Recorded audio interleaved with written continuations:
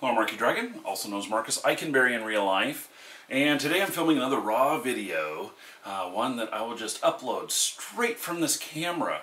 Isn't that amazing? You know, I saw Taylor Swift on TV the other day, and she was taking pictures of something on a set or something like that, like a llama or something like that, and she then is like, oh, watch this, and she hits the button on the back of there and she says, it's on Facebook now. So it was obvious that the camera had Wi-Fi or a cellular connection or something like that, and was able to just upload that right away. And that is the kind of world that we're going to. We have so many new things that are about to come out with connectivity that we even saw this with cameras probably 5 years ago. The iFi, I don't know if you've heard of it, but it was a memory chip that when placed in the camera would power it, and it would allow you to connect up to Wi-Fi in your home so that your video or your pictures would automatically transfer to your machine. And pretty nifty. Well, it also is a way of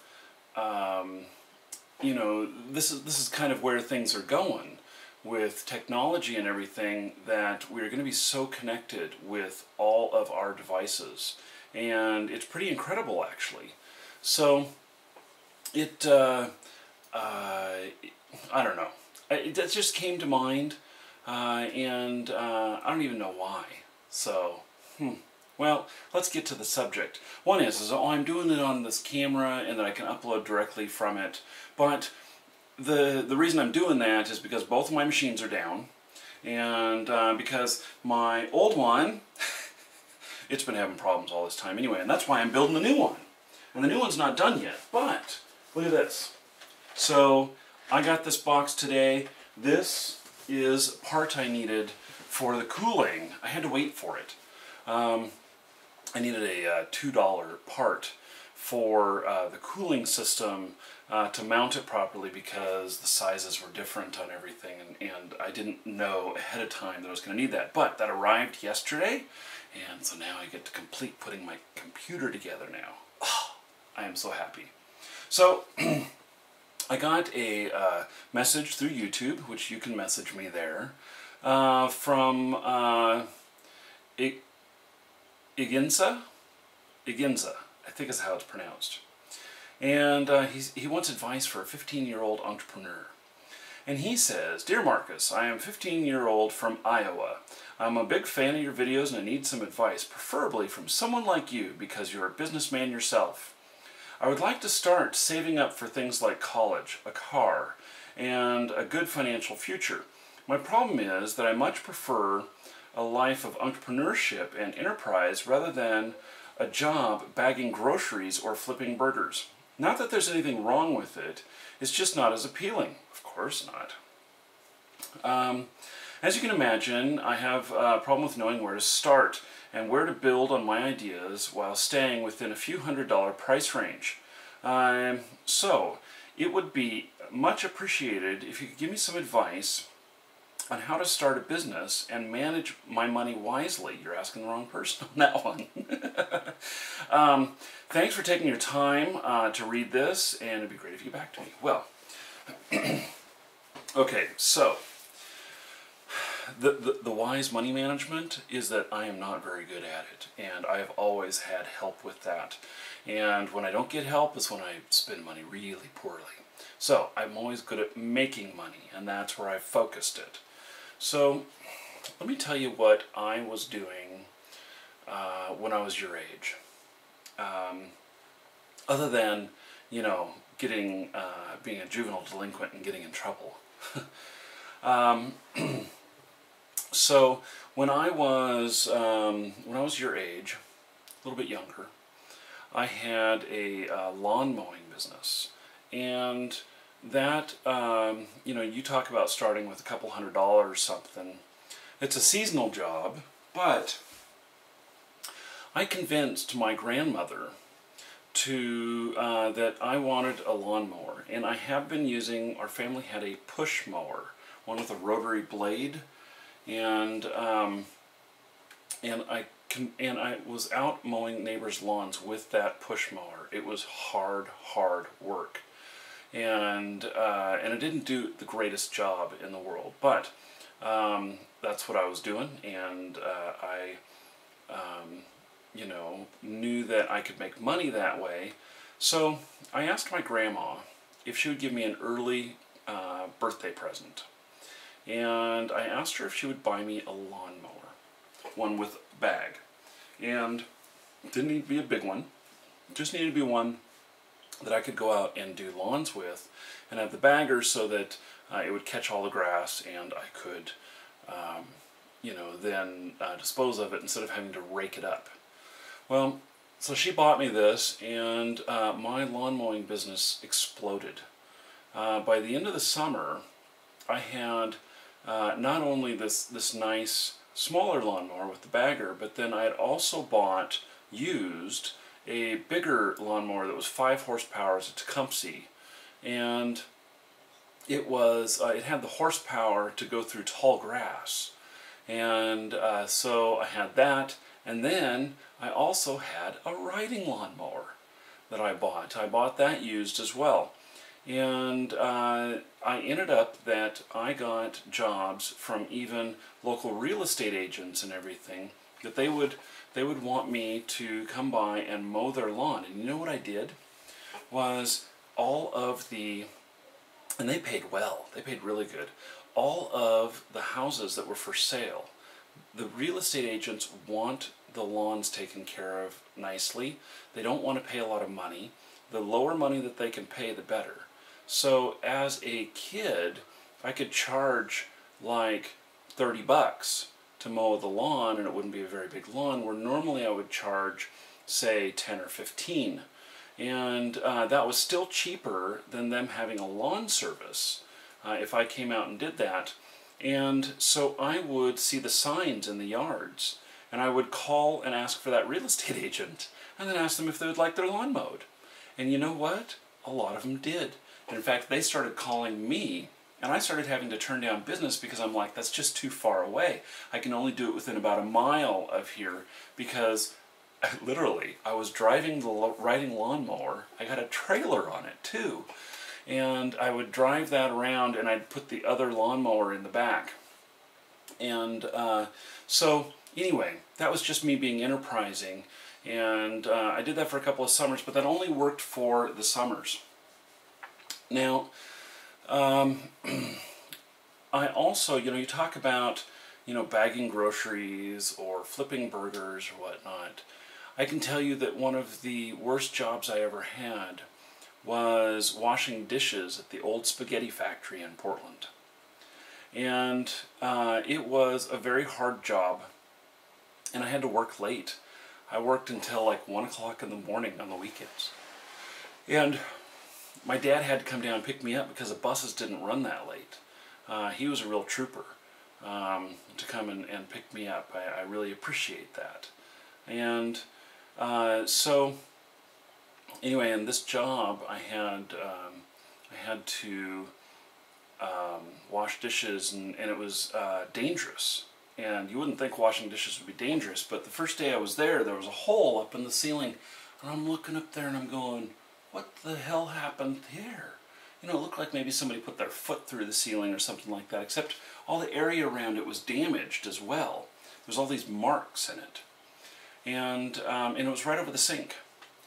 And so I asked about that, and they're like, do not get any silverware in the garbage disposal. It spits them back out. That was all caused by silverware hitting the ceiling. Oh my God. Isn't that amazing? That silverware coming out of that garbage disposal would shoot up so fast that it would hit the ceiling, and it caused that hole that ended up there. Well, that to me sounds very dangerous. What if, you had your hand over the garbage disposal, and while something fell in and it shot a fork up into your hand? Oh my God. Or that could break a finger or something like that. Um, so the next day when I came in, I'm like going, I ain't getting nothing in there. And then the next day when I came in, they had installed the stainless steel plate on the ceiling, and I thought, shit, you know what?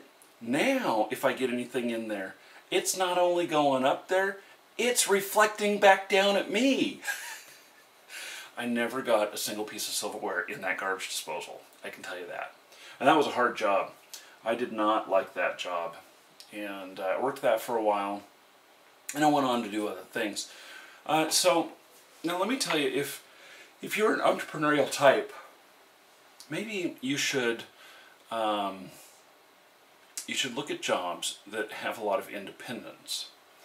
And so like mowing lawns is independent, being a bus driver is independent, being a police officer is independent. You know, those kind of jobs all fell right in line with how I felt about working, is that I really wanted the independence, which is part of what an entrepreneur seeks. It's not necessarily riches and everything, it's just control over yourself. And so you still have a boss and everything, but you get to work a lot more independent. And I guess, you know, even delivering newspapers in the morning or something like that, not that that's something that really happens that much anymore. So anyway, my advice to you is that you need some experience in the work market. And you can't just go out and start a new business. And the reason is you need that experience. You need to know what it's like to work for someone else and to have a really shitty job, so that you know so that you know how to treat your employees when you've got a successful business later. You need to know what it feels like to be treated like crap. You need to know what it feels like to work at minimum wage and work your ass off and come home exhausted every night, and to work this hard, and after taxes and everything only have between $200 and $300 a week take home. You need to know what your future employees are going through, because that will make you a much better business owner. And so go out and get a few jobs, but keep your eye open for opportunities. And so I can't tell you what kind of opportunities you're going to find. Just keep your mind open, looking, saying, hey, there's a business idea. There is a niche right there that's not being filled. You may even see it within the business that you're working in. Let's say that you're flipping burgers, and people keep coming in and asking for something that the burger place you're at does not provide. Bing, bing, bing. It's an idea. What is it? Why can't that be provided? Now you can be an intrapreneur, and that is to be entrepreneurial within a company as an employee. And so maybe you could develop whatever it is that people are asking for and put it into production within the company that you're working for. That'll give you some experience on how to, roll things out and how to make things happen. Okay, so on the same token, let's say you're washing dishes, and you find that you could make a brush to help get the food off the plates that works better than anything else, that you've not seen anything like this and you think it'd be good. You make a prototype, you use it at work and everything, and you find that it actually increases your efficiency. One, you make a better impression with your bosses at work, and two, you end up with a product there that maybe it's something you could take to market. How many people doing dishes at home would like to be able to do them faster? Think about that. When you're doing chores at home, if there was methods, if there was something that you could buy that was cheap, like a brush that was under $10, that would allow you to get your chore of dishes done 10% faster, would that be worth it? It might be. I value my time enormously. And as an entrepreneur, I look at everything and I say, I'm spending all of this time and stuff here doing all these different things. I should, if I can do it more efficiently, I should. And I am somebody who will pay for efficiency. I am your type of customer in that instance. So if there's something that can make it go faster, and I can recoup my investment pretty quickly, then I will buy it. And it's just a no-brainer decision for me. So anyway, I hope that helps. I hope that kind of gives you at least some direction. And I know exactly where you're at.